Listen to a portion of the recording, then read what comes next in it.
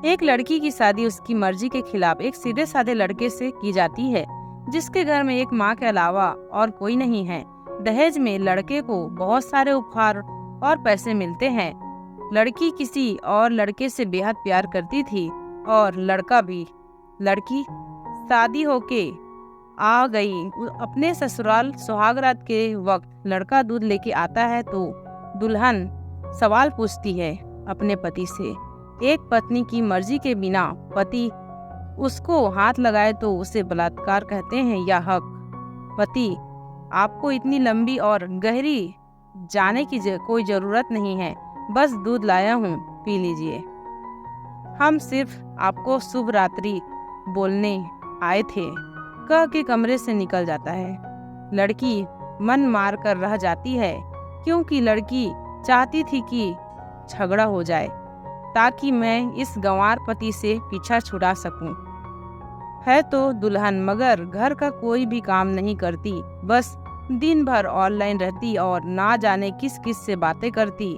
मगर उधर लड़के की माँ बिना शिकायत के दिन भर चूल्हा चौका से लेकर घर का सारा काम करती, मगर हर पल अपने होठों पर मुस्कुराहट लेके फिरती। लड़का एक कंपनी से छोटा सा मुलाजिम है और बेहद ही मेहनती और ईमानदार। करीब महीने भर बीत गए, मगर पति पत्नी अब तक साथ नहीं सोए। वैसे लड़का बहुत शांत स्वभाव वाला था, लेकिन वह ज़्यादा बातें नहीं करता था। बस खाने के वक्त अपनी पत्नी से पूछ लेता था कि खाओगी। अपने कमरे में या हमारे साथ, और सोने से पहले डायरी लिखने की आदत थी जो वह हर रात को लिखता था। ऐसे लड़की के पास एक स्कूटी था। वह हर रोज बाहर जाती थी पति के ऑफिस जाने के बाद, और पति के वापस लौटते ही आ जाती थी। छुट्टी का दिन था, लड़का भी घर पे ही था, तो लड़की ने अच्छे भले खाने को भी गंदा कह के माँ को अपशब्द बोल के खाना फेंक देती है। मगर वह शांत रहने वाला उसका पति अपनी पत्नी पर हाथ उठा देता है, मगर माँ अपने बेटे को बहुत डांटती है। इधर लड़की को बहाना चाहिए था झगड़े का, जो उसे मिल गया था। वह पैर पटकती हुई स्कूटी लेकर निकल जा पड़ती है। लड़की जो रोज घर से बाहर जाती थी, वह अपने प्यार से मिलने जाती थी। लड़की भले टूट कर चाहती थी लड़के को, मगर उसे पता था कि हर लड़की की एक हद होती है जिसे इज्जत कहते हैं। वह उसको बचाए रखी थी। इधर लड़की अपने प्यार के पास पहुंचकर कहती है, अब तो एक पल भी उस घर में नहीं रहना है। मुझे आज गंवार ने मुझ पर हाथ उठा के अच्छा नहीं किया। लड़का, अरे तुमसे तो मैं कब से कहता हूँ कि भाग चले मेरे साथ कहीं दूर, मगर तुम हो कि आजकल पे लगी रहती हो। लड़की, शादी के दिन मैं आई थी तो तुम्हारे पास तो तुम ही ने तो लौटाया था मुझे। लड़का, खाली हाथ कहाँ तक भागोगे, तुम ही बोलो। मैंने तो कहा था कि कुछ पैसे और गहने साथ ले लो, तुम तो खाली हाथ आई थी। आखिर दूर एक नई जगह में जिंदगी नए सिरे से शुरू करने के लिए पैसे तो चाहिए ना। लड़की, तुम्हारे और मेरे प्यार के बारे में जानकर मेरे घर वालों ने बैंक के पासबुक, एटीएम और मेरे गहने तक रख लिए थे, तो मैं क्या लाती आप अपने साथ। हम दोनों मेहनत करके कमा भी तो सकते थे। लड़का, चलकर इंसान पहले सोचता है और फिर काम करता है। खाली हाथ भागते तो ये इश्क का भूत 2 दिन में उतर जाता, समझी। और जब भी तुम्हें छूना चाहता हूँ, बहुत नखरे करते हो तुम, बस कहती हो शादी के बाद। लड़की, हाँ, शादी के बाद ही अच्छा होता है ये सब, और सब तुम्हारा तो है। मैं आज भी एक कुंवारी ही लड़की हूँ, शादी करके भी आज तक उस गंवार के साथ सो न सकी, क्योंकि तुम्हें ही अपना पति मान चुकी हूँ। बस तुम्हारे नाम की सिंदूर लगानी बाकी है, बस वह लगा दो। सब कुछ तुम अपनी मर्जी से करना। लड़का, ठीक है, मैं तैयार हूँ, मगर इस बार कुछ पैसे जरूर साथ लेके आना। मत सोचना हम दौलत से प्यार करते हैं, हम सिर्फ तुमसे प्यार करते हैं। बस कुछ छोटी मोटी बिजनेस के लिए पैसे चाहिए। लड़की, उस गंवार के पास कहाँ होगा पैसा? मेरे बाप से 3 लाख रुपए, ऊपर से मारुति कार ली है, बस कुछ गहने हैं, वह लेके आऊंगी आज। लड़का लड़की को होटल का पता देकर चला जाता है। लड़की घर आके फिर से लड़ाई करती है, मगर अफसोस वह अकेली चिल्लाती रहती है। उससे लड़ने वाला कोई नहीं था। रात 8 बजे लड़के का मैसेज आता है व्हाट्सएप पे कि कब आ रही हो? लड़की जवाब देती है, सब्र रखो, कोई सोया नहीं है, मैं 12 बजे से पहले पहुंच जाऊंगी, क्योंकि यहाँ तुम्हारे बिना मेरी सांसें घटती है। लड़का, ओके जल्दी आना, मैं होटल के बाहर खड़ा रहूंगा, बाय। लड़की अपने पति को बोल देती है कि मुझे खाना नहीं चाहिए, मैंने बाहर खा लिया है, इसलिए मुझे कोई परेशान न करे। इतना कह के दरवाजा बंद करके अंदर आती है कि पति बोलता है कि वह अलमारी से मेरी डायरी दे दो, फिर बंद करना दरवाजा, हम परेशान नहीं करेंगे। लड़की दरवाजा खोले बिना कहती है कि चाबियां तो दो अलमारी की। लड़का, तुम्हारे बिस्तर के पैरों तले है चाबी। मगर लड़की दरवाजा नहीं खोलती, बल्कि जोर जोर से गाना सुनाने लगती है। बाहर पति कुछ देर दरवाजा पीटता है, फिर हार कर लौट जाता है। लड़की ने बड़े जोर से गाना बजा रखा था। फिर वह अलमारी खोल के देखती है, जो उसने पहली बार खोला था, क्योंकि वह अपना सामान अलग अलमारी में रखती थी। अलमारी खोलते ही हैरान रह जाती है। अलमारी में उसके अपने पास बुक, एटीएम कार्ड थे, जो उसके घर वालों ने छीन के रखे थे। खोल के चेक किया तो उसमें वह पैसे भी ऐड थे जो दहेज में लड़के को मिला था, और बहुत सारे गहने भी जो एक पेपर के साथ थे और उसकी मालिक याद लड़की के नाम थी। लड़की बेहद हैरान और परेशान थी। फिर उसकी नज़र डायरी में पड़ती है और वहाँ जल्दी से वह डायरी निकाल के पढ़ने लगती है। लिखा था, तुम्हारे पापा ने एक दिन मेरी माँ की जान बचाई थी। अपना खून देकर मैं अपनी माँ से बेहद प्यार करता हूँ, इसलिए मैंने झुककर आपके पापा को प्रणाम करके कहा कि आपका ये अनमोल एहसान कभी नहीं भूलूंगा।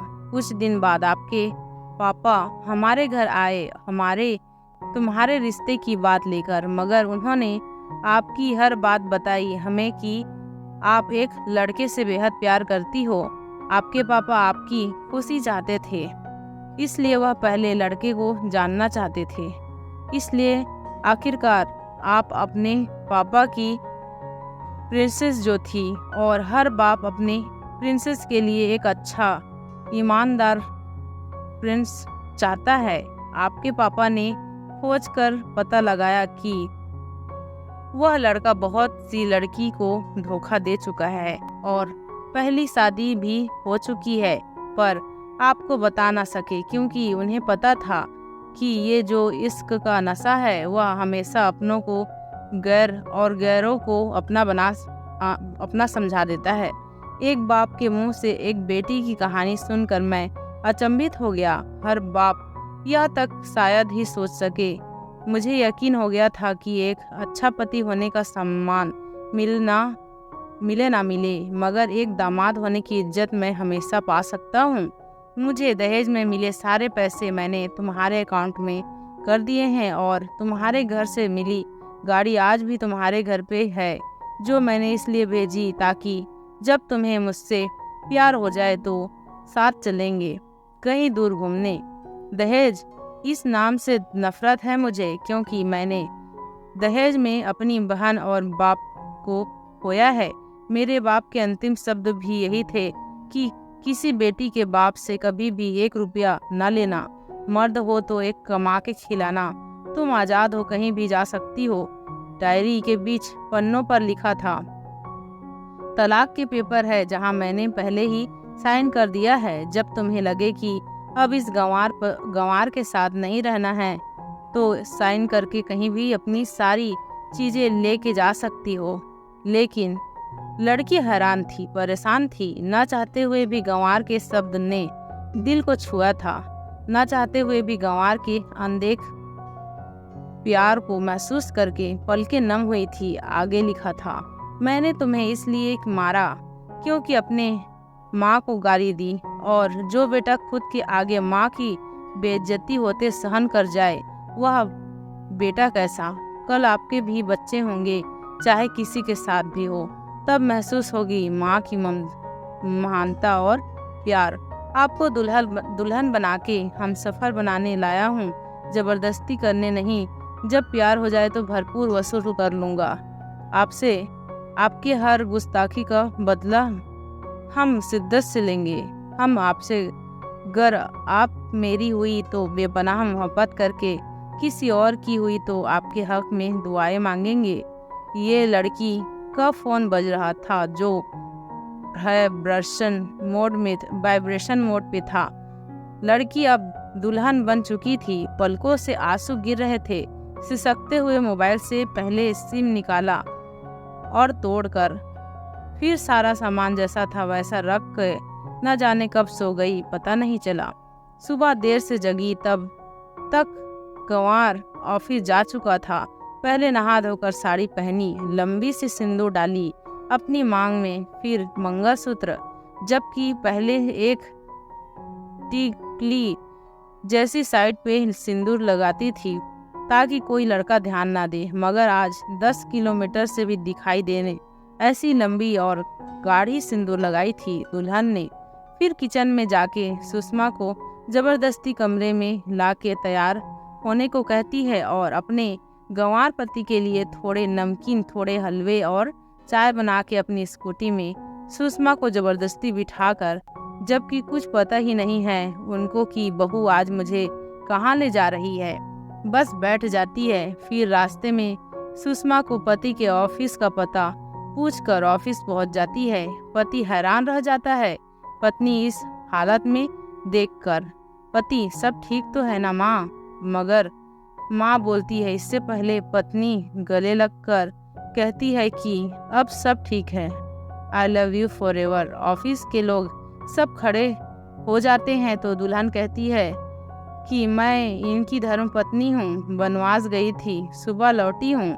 अब 1 महीने तक मेरे पतिदेव ऑफिस में दिखाई नहीं देंगे। ऑफिस के लोग, दुल्हन, क्योंकि हम लोग लंबी छुट्टी पे जा रहे हैं साथ साथ।